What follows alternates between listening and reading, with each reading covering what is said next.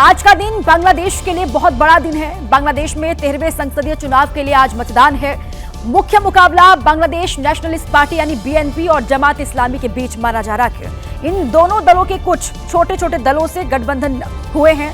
बांग्लादेश की संसद की 350 में से 300 सीटों पर कराए जा रहे चुनाव में तकरीबन 2000 उम्मीदवारों की किस्मत का आज फैसला होगा। वोटिंग बैलेट पेपर के जरिए किए जाने हैं। चुनाव के साथ साथ संसदीय सुधार के लिए जनमत संग्रह भी होगा।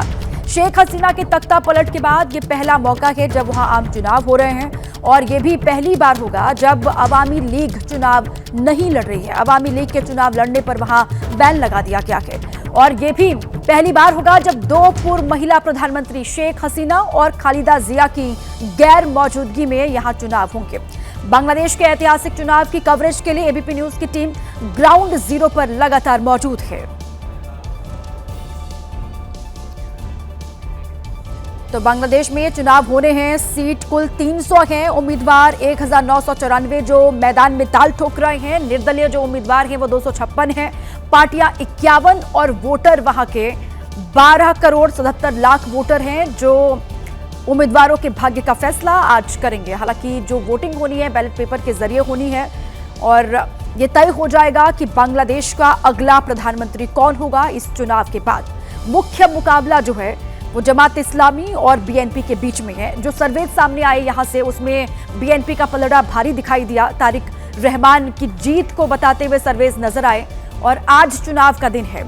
बांग्लादेश चुनाव की बड़ी बातें आपको हम बता दें कि बांग्लादेश में 2024 में तख्ता पलट के बाद ये पहला चुनाव है। सरकार और जनमत संग्रह के लिए 2 वोट यहां पर डाले जाएंगे। एक सरकार के लिए और दूसरा जनमत संग्रह होगा। हिंदुओं पर हमले, अल्पसंख्यक सुरक्षा सबसे बड़ा मुद्दा यहां पर है चुनाव का।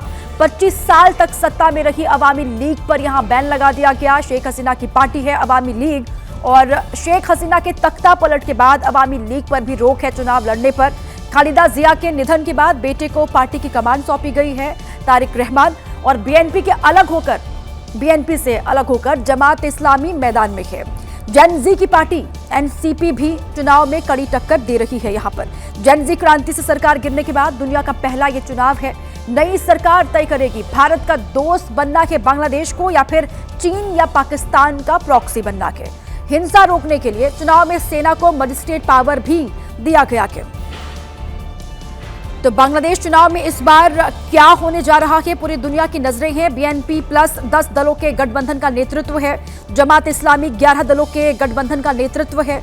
एनसीपी जो है जो मैदान में है चुनाव के दौरान, जेनजी की पार्टी इसको कहा जा रहा है, जमात के साथ ये है। और आधी आबादी बांग्लादेश की 30 साल से कम की है और इसीलिए यहाँ जो चुनाव हो रहे हैं आम चुनाव उसको जेनजी का चुनाव कहा जा रहा है। जो प्रधानमंत्री बनेगा बांग्लादेश का उसको जेनजी ही चुनेंगे ये कहा जा रहा है।